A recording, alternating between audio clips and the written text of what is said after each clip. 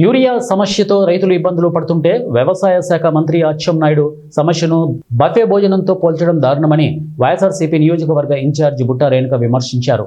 ఆదివారం ఆమె ఎమ్మిగనూరులో అన్నదాత పోరు కార్యక్రమం పోస్టర్ను ఆవిష్కరించారు.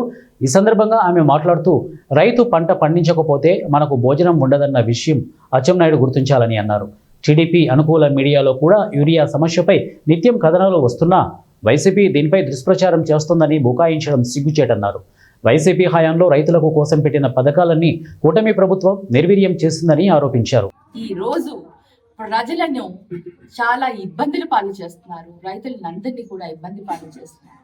మరి వీటన్నిటినీ కూడా ఈ రోజు ఈ బ్లాక్ మార్కెట్ పైన యూరియా లేకుండా రైతులు ఆత్మహత్య చేసుకుంటున్నారు. గిట్టుబాటు ధరలు లేకుండా రైతులు అప్పుల పాలై వాళ్ళు ఆత్మహత్యలు చేసుకుంటున్నారు. వీటన్నిటికీ ఈ రోజు మేము వాళ్ళందరికీ కూడా సపోర్ట్ ఇస్తూ మేము ఈ పోరాటాన్ని ముందుకు తీసుకొని వెళ్తాము. మరి అలాగే 9వ తేదీన ర్యాలీగా వెళ్ళి మరి అందరం కూడా ఆర్డీఓ ఆఫీసుల దగ్గరికి వెళ్ళి వినతి పత్రాన్ని వాళ్ళకి యూరియా ఎరువులు ఏదైతే నష్టపోయారో నష్టపరిహారాన్ని మీరు అందించండి, వాళ్ళందరికీ వారికి కావలసిన వ్యవసాయానికి కావలసిన ప్రతి ఒక్కటి కూడా మీరు ఇవాళ ఆదుకోవాలని మేము వైఎస్ఆర్సీపీ పార్టీ తరఫున డిమాండ్ చేస్తున్నాం. గారు అంటారు, రైతులు లైన్లో నుంచుని ఉంటే బుఫే కోసం, అంటే భోజనాలకి బుఫేలో ఎలా అయితే లైన్లో నుంచుని ఉంటారు అని. వ్యవసాయ శాఖ మంత్రి గారు ఒకటి ఆలోచించాలి, మీరు బుఫే కోసం లైన్లో నుంచుంటే అన్నం తినేదానికి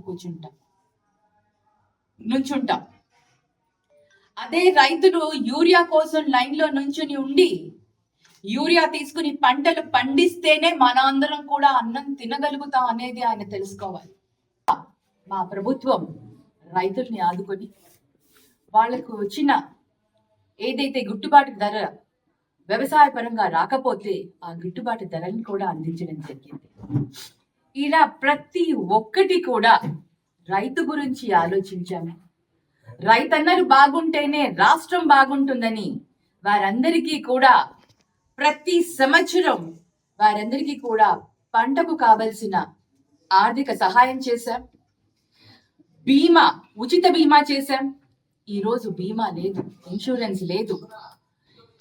వాళ్ళ ఎన్నికల ముందు ఇచ్చిన 20,000 ఏదైతే రైతులకు ఇస్తామన్నారో సంవత్సరానికి, అది లేదు. 2 సంవత్సరాలు గడిచింది, వాళ్ళకి 2 టర్మ్స్ అయ్యింది.